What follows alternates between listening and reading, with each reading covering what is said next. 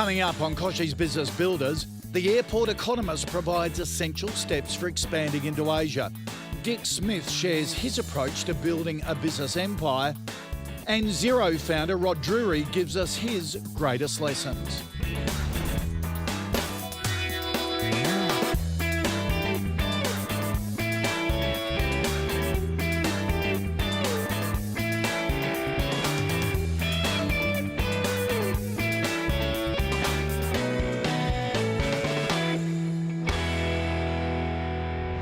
Hello and welcome to KBB. Now, when growing a business, it's essential to put a solid foundation in place and carry it forward. This week, we catch up with three entrepreneurs at different stages on that growth path. From a budding small business with its eye on Asia to an Aussie icon who's done it all, there are some terrific lessons ahead. Let's get into it with some news you can use. According to a recent survey, small businesses making full use of the internet have better growth prospects, more diversified sources of revenue and a bigger customer base. And if you think you've done your bit with a simple website, think again. KBB Digital's Dave Chaffee says engagement is about social media, smart digital marketing and catering for mobile. The Deloitte study found that highly digitally engaged small businesses are 2 times more likely to be growing revenue. They earn 2 times more revenue per employee and are 4 times more likely to be hiring than those with low engagement. So if you haven't already, increase engagement and reap the rewards. The distillery is a fascinating business, an artisan letterpress thriving in an industry dominated by digital techniques. In fact, business is going so well, they're now looking to expand into Southeast Asia. To help navigate that growth, we sent in the airport economist Tim Harcourt to share his advice. So Nathan, the distillery, it's an amazing operation here. Must have an amazing story. Can you tell us about how you started and what you do and your passion for your business? One day on the internet I saw a printing press. It's an old vintage letterpress machine and it fascinated me and I wanted to know all about it. So I bought the press, put it in my mum's garage, one thing led to another and I combined my love for creativity and design with a bit of business flair and a team of very creative, driven people. I guess the best of the old with the best of the new. So you're like Steve Jobs, you're a garage entrepreneur, you know, in your garage, on your mum's kitchen table. These stories are amazing, aren't they? I think they are. I think a lot of businesses start as small ideas in a bedroom or a garage and they grow out of necessity into something quite big. Fantastic. So you've done so well in Australia. Here in Sydney, the concept from the internet to grow your business, this fantastic place you've got here now. Now you want to go offshore, you want to take on the world now, and you're looking at Southeast Asia. What's attracting you to wanting to basically take yourself offshore and do it the hard way? We had achieved our very early objectives to spread the love of letterpress here in Australia, and the next step was to bring that further to a bigger audience. We're setting up in Jakarta because we see that there's massive opportunity in Southeast Asia. We're going to target all of Southeast Asia eventually, but starting with Jakarta and Indonesia, I think that's a growth opportunity for us to spread our love for what we do here, but also into the rest of the world. You're brave going overseas for a start, but also you've chosen Indonesia. We should be scared. We are a bit scared, but it's exciting in terms of the opportunity there. And if we do things right, I'm positive and I'm sure that we will get great outcomes, whatever they may be. Oh, it's a great attitude, and when you think about it, yeah, it's scary for everyone to go overseas, particularly to, you know, a place like Jakarta, but there's 2,500 Australian businesses selling already to Indonesia. So you're not by yourself. I think that Australian businesses going overseas, yes, let's take advantage of those markets, but we have a lot we can share and help improve the other nations too, and I think that's something that should be brought quite close to the forefront of our objectives. It's a large economy. It's 47% of the ASEAN economy. It's really a big market, isn't it? It's quite something that you're taking on. I think in the market we're in, which is about cultural and creativity, we do a lot of branding and design and bespoke style printing. It's quite a saturated market here. We can creatively fuse a whole lot of, you know, Western typography with the Eastern design, and there's new possibilities when you mix different things together. After the break, we hear Tim's tips for making their Asian expansion a successful one.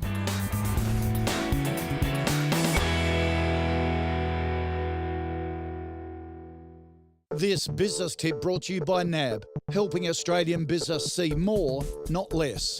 David, you say that you see Australian business. Say I'm a plumber, have a good plumbing business. What do you see for me? Yeah, what we see for you, Kochie, is we want your business to be prosperous and we want to look after all your needs in banking. Okay, but what if I get some leakage out of cash flow? It's a big thing for most businesses at the moment. What can I do? Yeah, 3 things on cash flow are important. One is you should negotiate the best terms on the people you're buying your goods from. The second thing is hold as little stock as you can, except for the fast-moving stuff, because that's dead money. And the third thing is make sure that you send out your invoicing on time with very clear instructions when you expect your payment.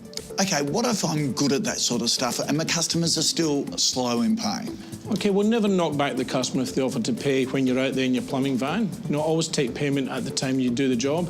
And I offer other things such as BPay or NAB Transact, where you can actually take a credit card payment with your iPad or similar online. And if I need any other help? Contact your NAB business banker. Thought you'd say that. Thank you. For more information, visit nab.com.au/moreforbusiness.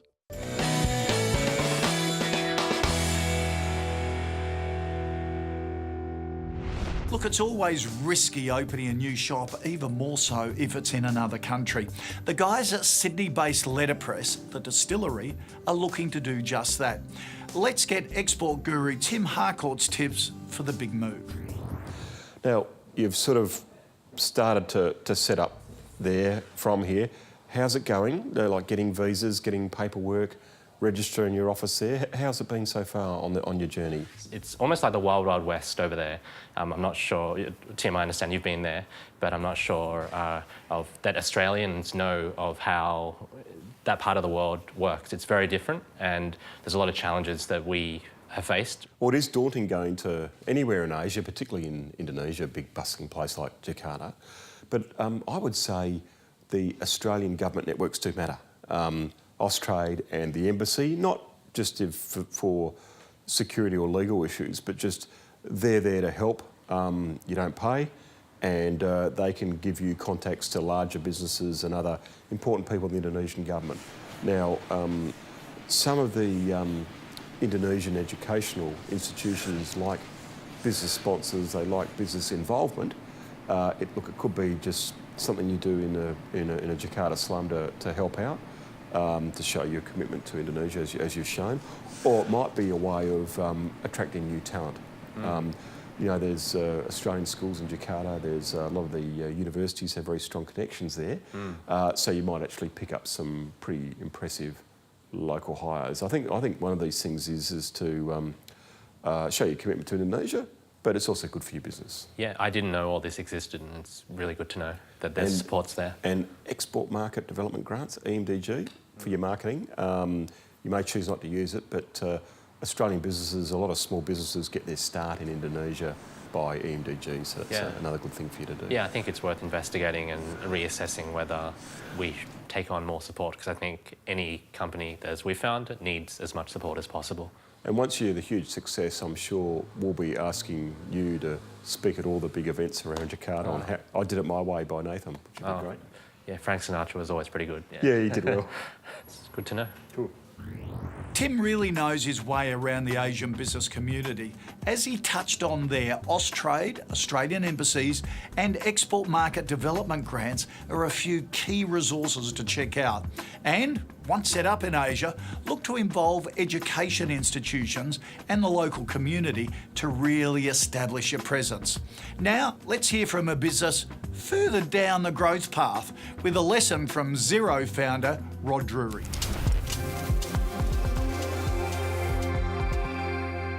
I'm Rod Drury. I'm the CEO of Xero. My tip today is about getting paid faster, the most important thing for small businesses. So we've been doing this for a while now, and we found that using online invoicing gets you paid from 6 weeks down to 4, and we've tested this across $14 billion worth of invoicing. So the way it works is, rather than just creating an invoice and emailing that static invoice out, online accounting software sends out a link to the invoice. So your customers get your email and they click on a link, and that tells you that your invoice has been seen. And it's amazing. We've seen right at scale, this move's getting paid from 6 weeks down to 4. That's my #1 tip for getting paid faster.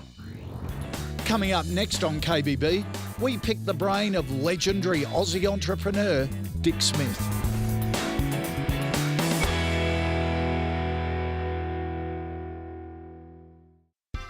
This payments tip brought to you by BPay.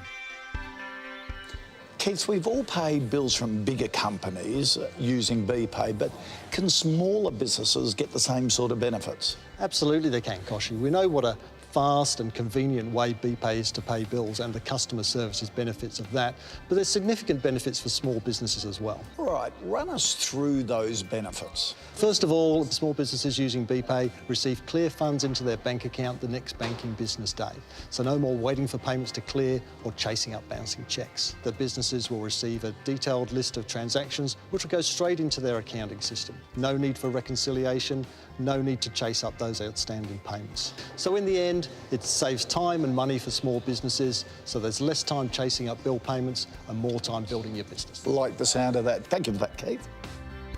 Visit bpay.com.au/SME for more information.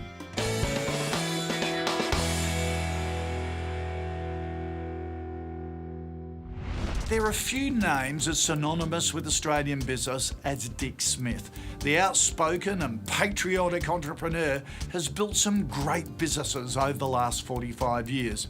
So who better to put in the spotlight and learn about growing a business? So Dick, probably Australia's best known entrepreneur and an adventurer at that. Tell us about how you got started in business.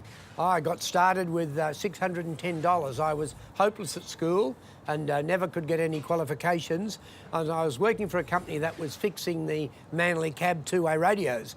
And one day they said, we're not going to service two-way radios anymore. I saw my chance, so with $610, opened up Dick Smith Electronics, originally servicing Manly Cab radios and selling car radios. And after a couple of years, I went into town one day, into the city of Sydney, to get some electronic parts. And the company, the service was so bad, I thought, I think I'll start selling electronic components, and that was the start of Dick Smith Electronics. I think it expanded, and 12 years later, I sold it for over $20 million. Now, electronics and food, you've always operated in pretty competitive industries, generally dominated by big players. What are the keys to your success there? You've got to market something that's a bit different, so people will pay a bit more. And what we do is we say it's Australian owned and grown, and I think that's very important. And I say to people, look, Aussies don't buy the cheapest car, they buy a middle-of-the-range car, and they don't actually, most women don't buy the cheapest handbag. They buy something that gives them satisfaction. So we say Dick Smith Foods will never be the cheapest because Australian wages and conditions are far higher than what they pay in China or South America. But we say you'll get satisfaction from paying a bit more. So I've always, in fact, back in the days when I owned Dick Smith Electronics, we were never the cheapest, but we sold the fact that we had benefits and you were getting something a bit better or a bit different. Now, charitable giving and sort of pushing a good cause has always been central to how you go about doing business. What's the role of social responsibility in business today? Well, look, it depends. First of all, when I owned Dick Smith Electronics and Australian Geographic, we always donated a percentage away. We just like doing that. But with Dick Smith Foods, it's quite different. I copied Paul Newman Foods, or the Paul Newman Foundation. Paul Newman had designed this salad dressing, and then he had enough money, so he said, let's give all the money away. Well, I was in the same position. I wanted to help Australian farmers, so we set up the Dick Smith Foods Foundation, where all of the profits gets given away. It's over $6 million so far, and it's basically to do it for satisfaction. I don't know if it helps sales that much because we have a very tiny percentage of the food market, but we've probably get extra sales because people know they're doing two things. They're helping Australian farmers and also all the profits are going to charity. Maybe that's one of the reasons we're still in business. And back on the business side of things, Yep. What are your tips for small businesses wanting to emulate your success? My tips are to a small business person is ask advice, copy the success of others, work damn hard. You know, you have to put in a lot of self-discipline and hard work. Put in good systems if you want to expand to more than 1 or 2 shops. It's getting systems that do it very well. And then I suppose the other one is surround yourself with capable people. Absolutely. And the future for you, what does it hold? Oh, future for me, well, I'm concentrating on my 2 foundations. I've got a family foundation and then the Dick Smith Foods one, because I've done so incredibly well out of this country. I'm trying to put something back in to repay what it's given me, and I'll never be able to do that because I've benefited so greatly. Terrific to hear, Dick. Thanks a lot for your time. It's a pleasure. There's some great simple tips there from Dick. ask for advice and copy the success of others. Put dependable systems in place and find the best person for each job. And that means making quick, tough calls along the way. If you want to see it or any part of the show again, head to kbbtv.com.au. Coming up, a tech tip for making market research easy and another of your best questions answered in Ask Kochie.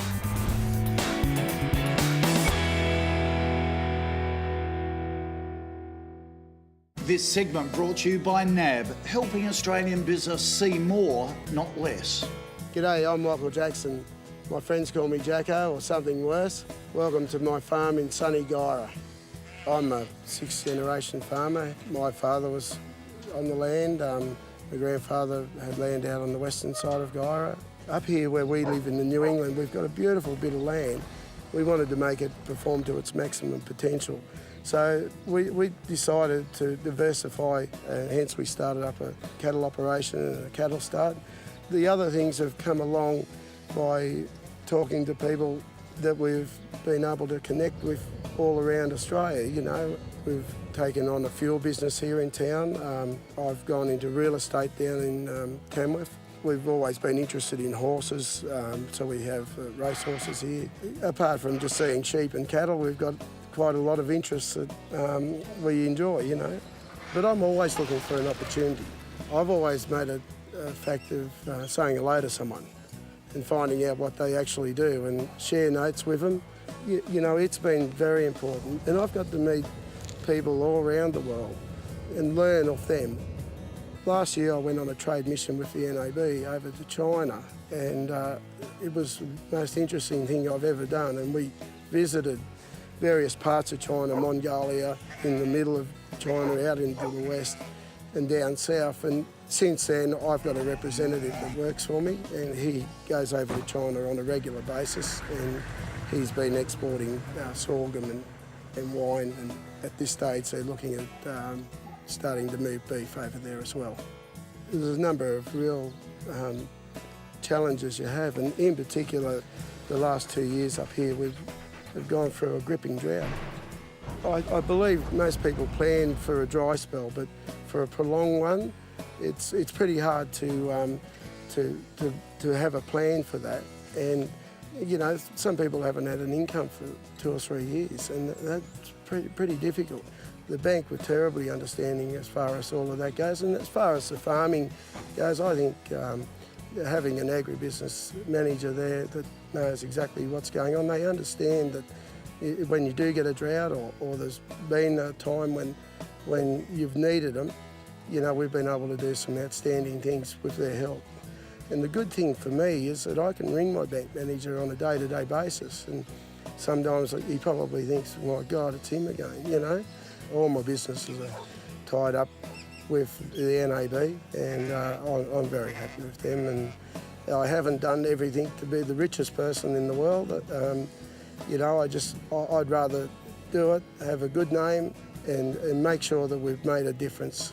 For more information, visit nab.com.au/more for business. It's Tech Tip time with Val Quinn.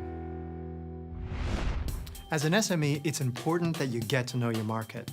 Now you can make decisions in days, not months, and get free feedback. SurveyMonkey is the world's largest survey company, and it helps over 2 million customers with their online survey responses every day. Now you can design your surveys to suit your business and your needs. And there's also an app-based option which is scalable to smartphones, so you can have people take their surveys on their mobile devices too. Surveys used to take a lot of time and effort and resources, but with SurveyMonkey, you can have surveys created quickly and easily to help steer your business in the right direction. Time for Ask Kochie, and Erin got in touch via our Twitter account to ask, I have a wholesale business that supplies toys and books to retailers like newsagents. Any chance of help on how to find new customers and change the direction of the products we sell? Well, word of mouth is one of the cheapest and most effective marketing tools, so contact existing customers and ask for referrals. Maybe offer incentives for them to introduce a new business customer to you. When it comes to changing products, the best ones to develop are those that don't require learning new skills or investing in new equipment. It'd be worth asking your existing customers again for feedback on products and testing a range of new ones with them first. But make sure you don't get too distracted on unproven channels and ensure there's enough time and money to put towards it. Look, if you need more help, you can always drop by KBB Coaching, our fantastic online business coaching tool where you get expert advice from anywhere you like. Jump on kbbcoaching.com.au to get involved. I'll see you next time. Next week on KBB, brand advice from Miss Chu, George Gregan on coffee shop success, and Eventbrite teach us a thing or two. Right now on kbbtv.com.au, we find out where some of our business legends started their road to success. Jump on and have a look.